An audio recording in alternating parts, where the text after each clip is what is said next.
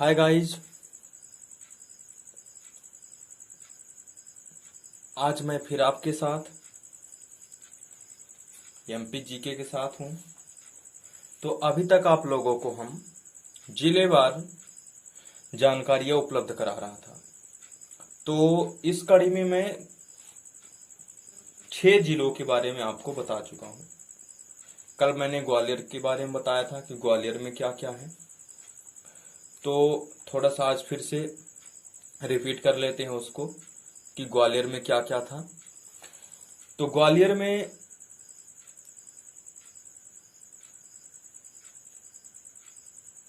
केंद्रीय आरक्षित पुलिस बल का प्रशिक्षण केंद्र स्थित है। ग्वालियर में केंद्रीय आरक्षित पुलिस बल का प्रशिक्षण केंद्र स्थित है। ग्वालियर में एनसीसी का महिला प्रशिक्षण कॉलेज स्थित है। ग्वालियर में एनसीसी का महिला प्रशिक्षण कॉलेज। और ग्वालियर को तानसेन की नगरी भी बोला जाता है। और ग्वालियर नगर की स्थापना किसने करवाया था? सूरज सेन ने। ग्वापिका नामक संत के नाम पर इसका नाम ग्वालियर शहर रखा था।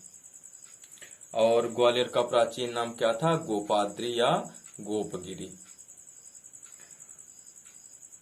और इस ग्वालियर जिले में एक घाटी गांव अभ्यारण्य है और यहाँ पर सोन चिड़िया का संरक्षण किया जा रहा है।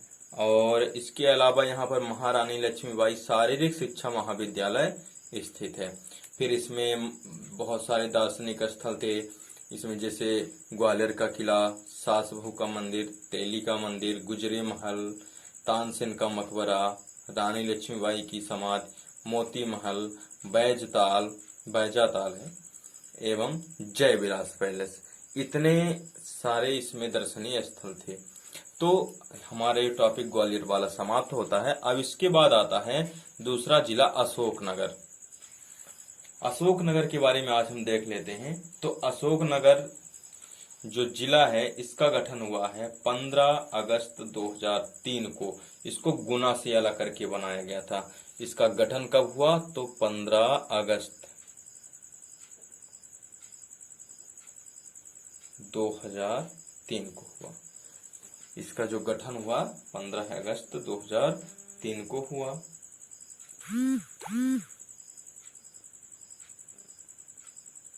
और एक चीज ध्यान रखना आप लोगों को कि मध्य प्रदेश की पहली एकमात्र खुली जेल मुगावली यानी अशोकनगर में स्थित है। मुगावली एक यहाँ की विधानसभा है अशोकनगर जिले की। और वहां पर हमारे प्रदेश की पहली और एकमात्र खुली जेल स्थित है। तो मुगावली में लिख लेना है, मुगावली में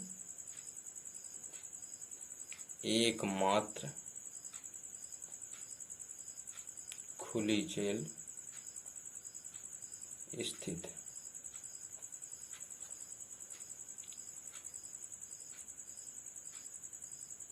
फिर अशोकनगर जिला जो है इसके अंतर्गत चंदेरी में बैजू बावरा की समाधि है। जो बैजू बावरा है प्रसिद्ध गायक थे। इनकी कहां पर समाधि स्थल है? चंदेरी में। और आप लोग सुने होंगे चंदेरी की साड़ियां फेमस होती हैं, बड़ी प्रसिद्ध होती हैं चंदेरी की साड़ियां। चंदेरी में बैजू बावरा का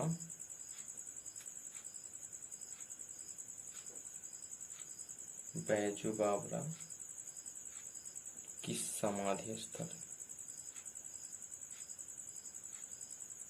चंदेरी। ये कहाँ आता है? अशोकनगर जिले में आता है ये। और मैंने आपको अभी बताया कि हाथ से बुनी हुई साड़ियों के उद्योग के लिए चंदेरी प्रसिद्ध है। यानी कि यहाँ की जो चंदेरी की साड़ियां हैं वो विश्व प्रसिद्ध हैं, विदेशों तक में जाती हैं ये साड़ियां। खैर अपने भारत देश में तो सबसे ज्यादा प्रसिद्ध है एक यहाँ ये अपने मध्य प्रदेश की चंदेरी की साड़ियां। और एक कर्नाटक है पोचमपल्ली, वो है वहां की भी साड़ियां बहुत प्रसिद्ध हैं।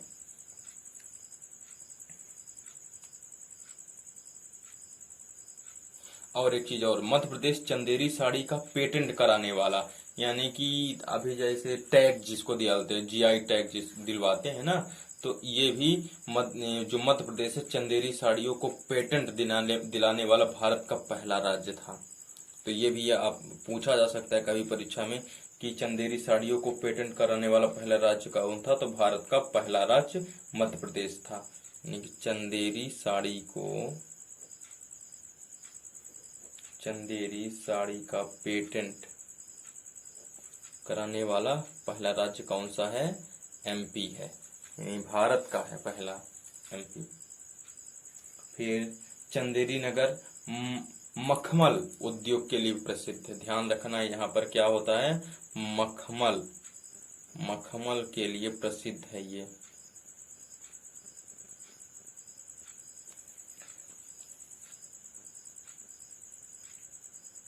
और अशोकनगर जिले में चंदेरी का किला भी स्थित है। ध्यान रखना है आप लोगों को कि चंदेरी का किला कहाँ पर स्थित है। तो चूंकि चंदेरी अशोकनगर में चंदेरी नाम तो बहुत बार आया। एक तो चंदेरी की साड़ियाँ प्रसिद्ध हैं, फिर चंदेरी में बैजू बावरा की समाधि स्थल है, और चंदेरी साड़ी को पेटेंट दिलवाने वाला भारत का पहला राज्य एमपी है, और चंदेरी में ही क्या है, चंदेरी का किला भी है। अशोकनगर चंदेरी का किला लिख लेना है। चंदेरी का किला कहाँ है? अशोकनगर जिले में है। तो इसमें चंदेरी नाम से बहुत आएंगे क्वेश्चन, आप लोग ध्यान रखिएगा। अशोकनगर जिला मुख्य रूप से चंदेरी शब्द से ही भरा पड़ा हुआ है। इसमें जितने भी इम्पोर्टेंट बातें हैं सब चंदेरी की हैं। तो इस प्रकार से आप लोगों का ये अशोकनगर समाप्त हुआ जिला। अब अगला जिला आता है शिवपुरी।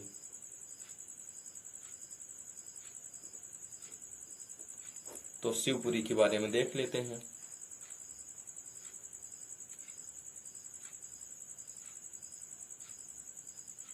तो शिवपुरी क्या है? भगवान शिव की नगरी के नाम से प्रसिद्ध है। नाम ही इसका है शिवपुरी, यानी शिव के नाम से जो नगरी का नाम हो उसको हम बोलते हैं शिवपुरी।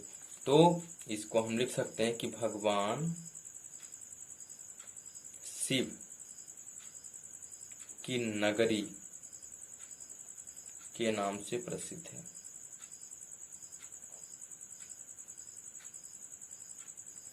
तो भगवान शिव की नगरी के नाम से ये प्रसिद्ध है।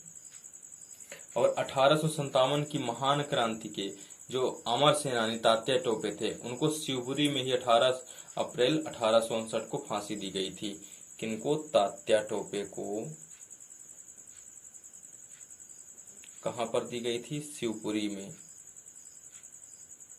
फांसी दी गई थी। कब दी गई थी? 18 अप्रैल 1859, यानी 1859। 18 अप्रैल 1859 को फांसी दे दी गई थी।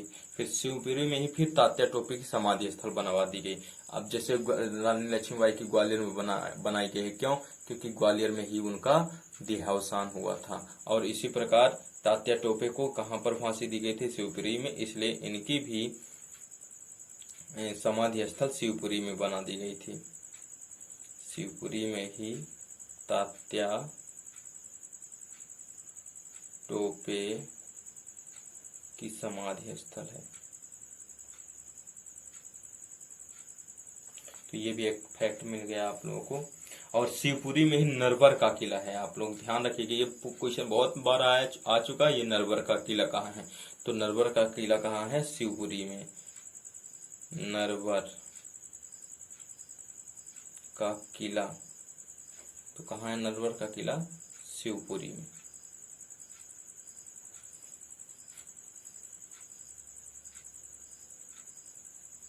और यहाँ पर शिवपुरी में ही सांख्य राजे सिंधिया की समाधि है। अभी हमने किसकी समाधि बताया था यहाँ पर? तात्या टोपे की, क्योंकि यहीं पर उनकी मृत्यु हुई थी। और फिर एक और राजा हुआ करते थे सिंधिया, तो सांख्य राजे सिंधिया की समाधि स्थल यहीं पर है। कौन से? सांख्य राजे सिंधिया की समाधि स्थल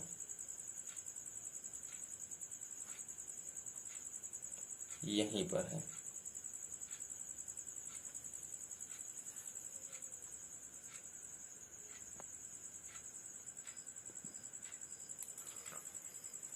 तो अभी आपने जान गया 2 लोगों की समाधि स्थल थी यहाँ पर, एक तात्या टोपे की समाधि स्थल थी, दूसरी सांख्य राजे सिंधिया की समाधि स्थल थी। और शिवपुरी को मध्य प्रदेश का प्रथम पर्यटन नगरी घोषित किया गया था, यानी कि एमपी की प्रथम पर्यटन नगरी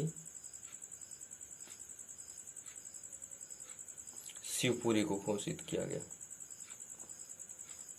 ध्यान रखना है, एमपी की प्रथम पर्यटन नगरी शिवपुरी को भी घोषित किया गया था। और एक चीज और ध्यान देना है, मध्य प्रदेश में न्यूनतम तापमान शिवपुरी में ही होता है।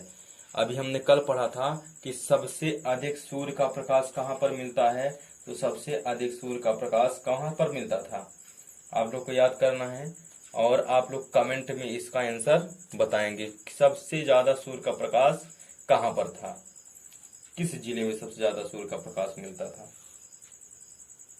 तो ये चीज आप लोग कमेंट में बताएंगे।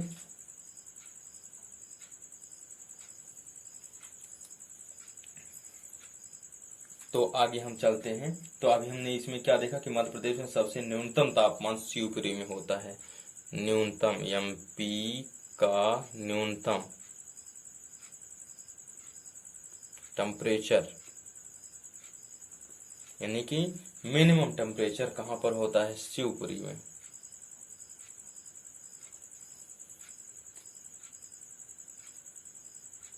और यहाँ पर एक पीर बुधान का मेला भी लगता है शिवपुरी में। मेला किसका लगता है यहाँ पर, पीर बुधान का मेला लगता है यहाँ।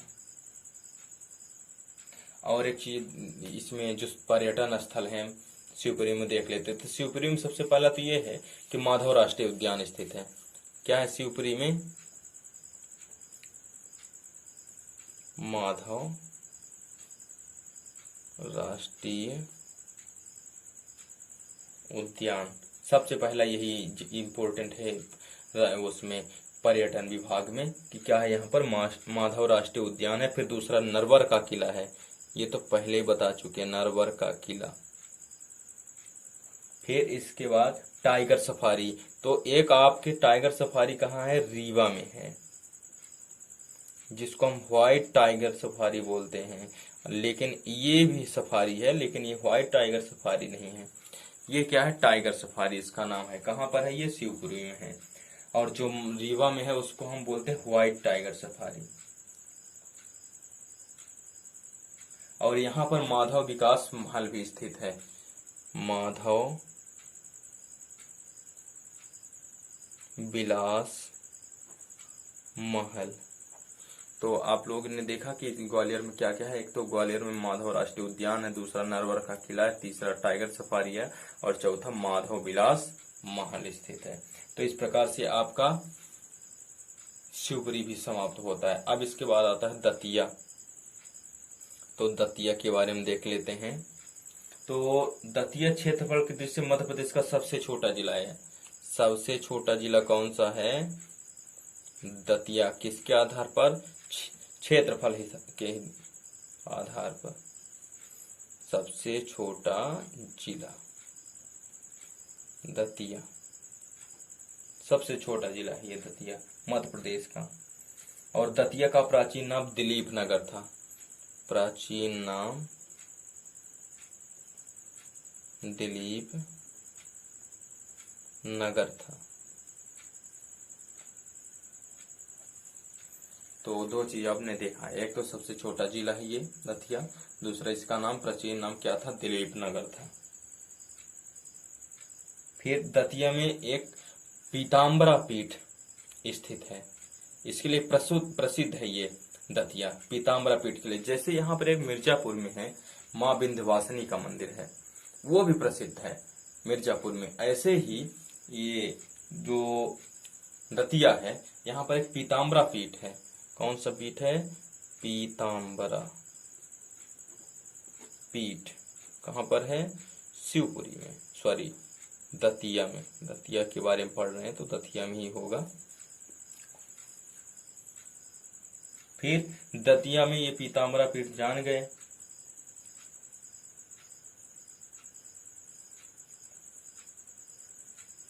और दतिया को लघु वृंदावन भी कहते हैं, लघु वृंदावन किसको बोलते हैं, दतिया को।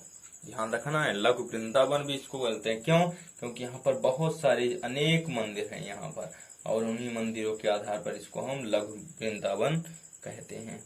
और दतिया जिला का जो किला है उस पर लिखा है न्याय मुकुट का हीरा है। क्या लिखा है?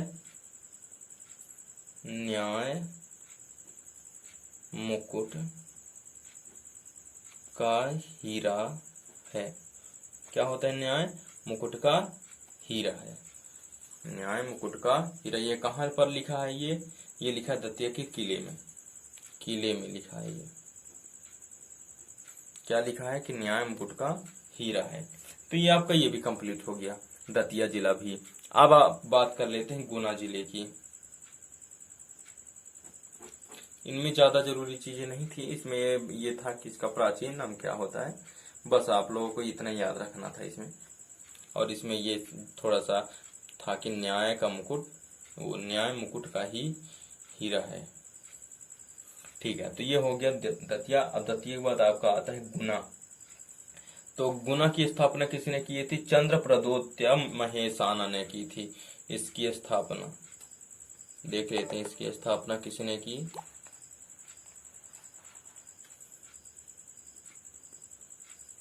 इसकी स्थापना की चंद्र प्रदोयता महेशाना, ये स्थापना किए थे किसकी? गुना जिले की। और गुना को मालवा और चंबल का प्रवेश द्वार भी कहते हैं। आपको ये ध्यान रखना है, प्रवेश द्वार किसका? मालवा और चंबल का, मालवा और चंबल का प्रवेश द्वार भी कहते हैं। किसको? गुना जिले को। और यहाँ पर गुना से ही हाजीरा, विजयपुर, जगदीशपुर पाइपलाइन निकलती है। क्या क्या? हाजीरा, विजयपुर और जगदीशपुर पाइपलाइन निकलती है। कहाँ से? गुना से ही निकलती है। और गुना जिले में ही नेशनल फर्टिलाइजर विजयपुर स्थित है। ध्यान रखना आप लोग को, नेशनल फर्टिलाइजर यानी जहाँ पर खाद का निर्माण होता है, कहाँ पर है? गुना जिले में है। प्रवेश द्वार कहाँ पर है? गुना जिले में। किसका? ग्वालियर और चंबल का। ग्वालियर और चंबल का प्रवेश द्वार कहाँ पर है? सॉरी, ग्वालियर का नहीं, मालवा और चंबल का प्रवेश द्वार, मालवा और चंबल का प्रवेश द्वार है गुना। और गुना जिले में ही क्या है? नेशनल फर्टिलाइजर विजयपुर है। और इसकी स्थापना किसने की थी? चंद्र प्रदोत्य महेशाना ने की थी। फिर गुना में तेजा जी का मेला भी लगता है। किसका मेला? तेजा जी का मेला लगता है। और इसमें गुना जिले में बजरंगगढ़ का किला एवं 20 भुजा दर्शनीय स्थल हैं। 20 भुजा यानी कि दो चीज है, एक तो है बजरंगगढ़ का किला और दूसरा है 20 भुजा मंदिर है। और यहाँ पर गुना जिले में भू उपग्रह दूर संचार अन्वेषण केंद्र भी स्थित है। भू यानी पृथ्वी के समांतर जो भेजे जाते हैं, भू उपग्रह दूर संचार अन्वेषण केंद्र भी स्थित है यहाँ पर। तो इस तरह से आपका ग्वालियर गुना जिला भी समाप्त हो जाता है। तो आप आज 4-5 जिलों के बारे में जाने हम लोग।